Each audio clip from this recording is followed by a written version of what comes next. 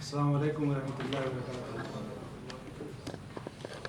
ख़वातीन व हज़रात, ये मिली जुली ज़बानों का कॉन्फ्रेंस है और मैं अपनी ज़बान में बात कर रहा हूँ कि माँ और बेटी का रिश्ता देखना चाहता हूँ, इसलिए कि हम ये कहते हैं कि ज़बान उर्दू दुख्तर फ़ारसी है। तो फ़ारसी यानी माँ अपने बेटी की ज़बान समझती है या नहीं, ये मैं देखना चाहता हूँ।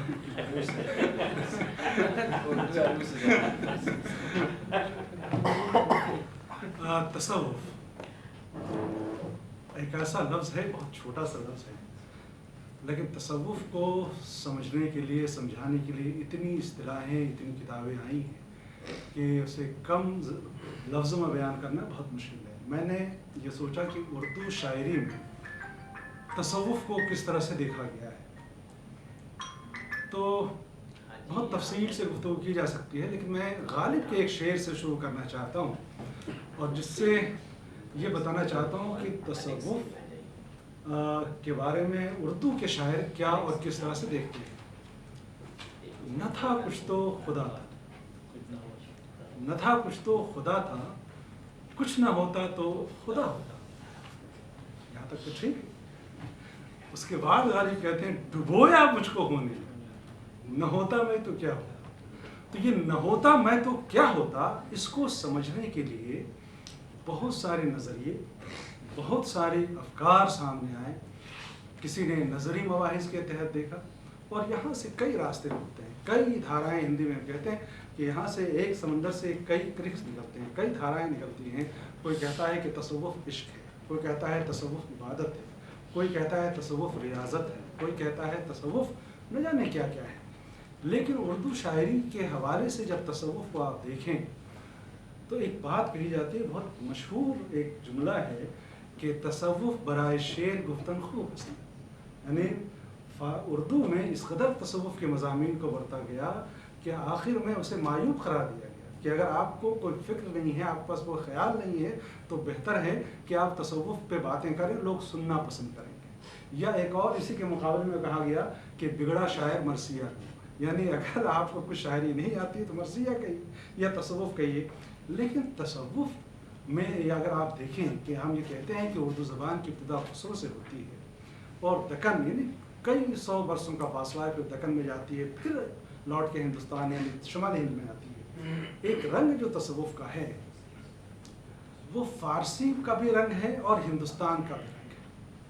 अब आप देखिए कि हम ये कहते हैं कि उर्दू पहला हिंदवी शायर है और खुसरो के कलाम को हम खूब पढ़ते हैं, लेकिन ये वही खुसरो है कि जब फ़ारसी में कहते हैं कि काफ़िर इश्कम मुसलमानी मुरादरकार हर रगे मन तार गश्ते हाजते जुन्नार, और के खल्क में गोयत के खुसरो बुत परस्ती में आरे आलमी बा खल्के आलम कार निस्त। लेकिन ये बा खल्के आलम कार निस्त का मतलब ये नहीं है कि दुनिया के लोगों से कोई काम नहीं, यानी दुनिया मुझे क्या कहती है, इश्क के जिस रास्ते पे मैं चल पड़ा हूँ उससे कोई मुझे दरकार नहीं है, इसलिए कि यही इश्क मेरा जो है सरमाया है।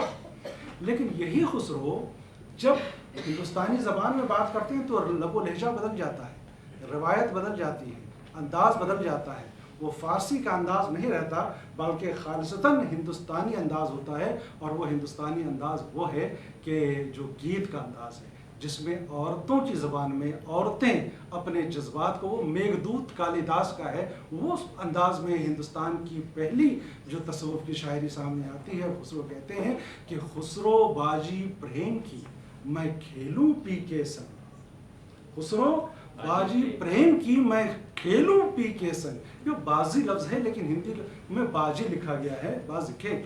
खुसरो बाजी प्रेम की मैं खेलूं पी के संग, हार गई तो मैं पिया की जीती पे के संग। ये खुसरो का रंग था, लेकिन यही ख़त्म नहीं होता, बल्कि उसी रंग में कहते हैं कि रैनी चढ़ी रसूल की सो रंग मौला के हाथ।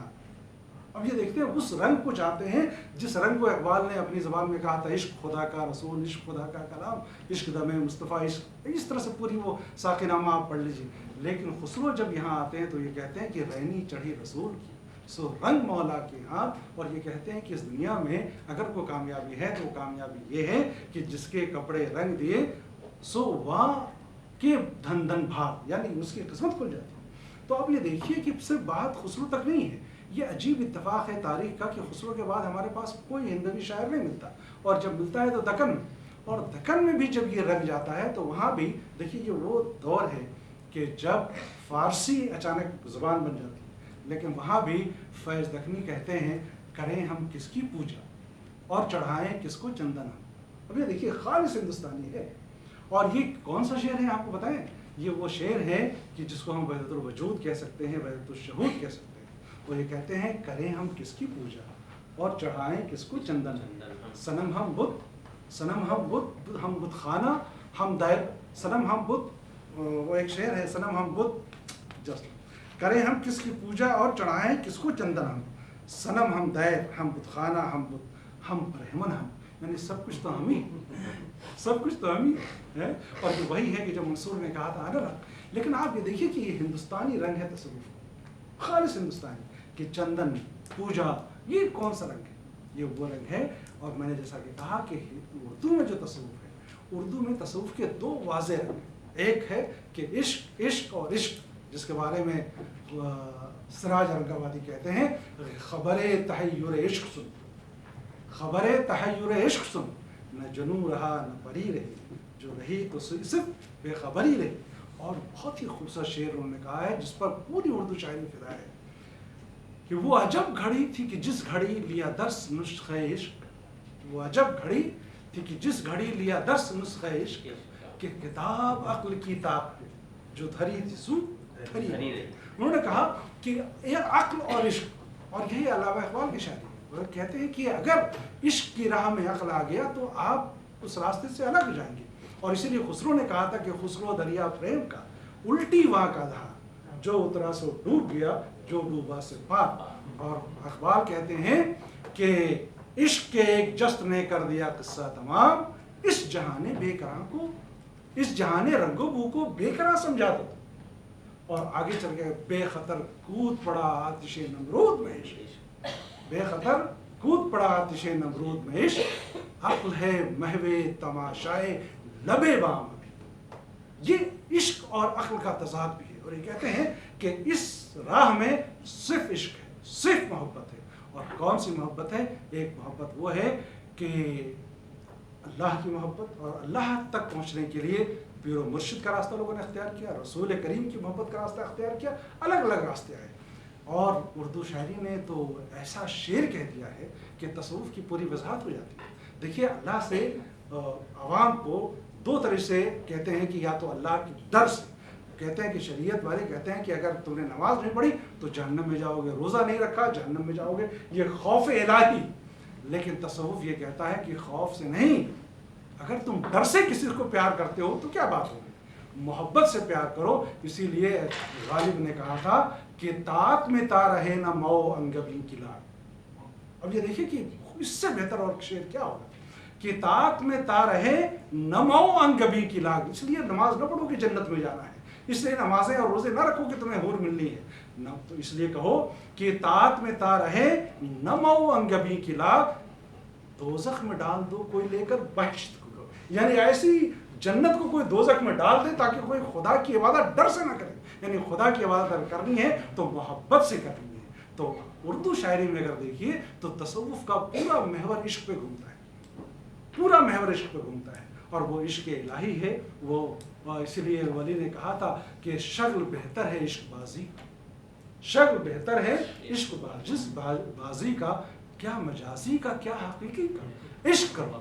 اور اسی لیے ذکر میر میں میر کے والد جب میر کو نصیحت کہتے ہیں تو کہتے ہیں اے پسر عشق میں ورز، یعنی اے بیٹے تم عشق اختیار کرو، اس لیے کہ عشق ساری دنیا ہے، عشق سارے کائنات ہے۔ اور وہ پوری تفسیر ہے جس میں یہ کہا گیا ہے کہ دنیا میں سوائے عشق کے اور کچھ ہے ہی نہیں ہے۔ تو اردو میں تصوف کی شاعری جہاں نظری مباحث موجود ہیں، وحدت الوجود وحدت الشہود کے موجود ہیں، لیکن سب سے زیادہ اگر انکلینیشن اگر ہے تو وہ ہے عشق کے لیے، جانثاری کے جذبے کے لیے، اور دوسرا ہے اخلاق اور سیرت کے لیے، اور تیسرا وہ جو فارسی کا شعر ہے جس کا چربہ ہے کہ دل بدستاور کے حج اکبر است از ہزارہ کعبہ یک دل بہتر است۔ تو میر یہ کہتے ہیں کہ دل وہ نگر نہیں کہ پھر آباد ہو سکے، دل وہ نگر نہیں کہ پھر آباد ہو سکے، پچھتاؤ گے سنو ہو یہ بستی اجاڑ کی۔ تو پورا محور جو ہے اردو شاعری کا وہ عشق و محبت ہے، اور یہ تصوف اردو شاعری میں بنیادی طور پر محبت سکھاتا ہے، انسان کو انسان سے ملاتا ہے، اور یہی تصوف اردو شاعری میں پیش کیا گیا ہے۔ خدا حافظ، شکریہ۔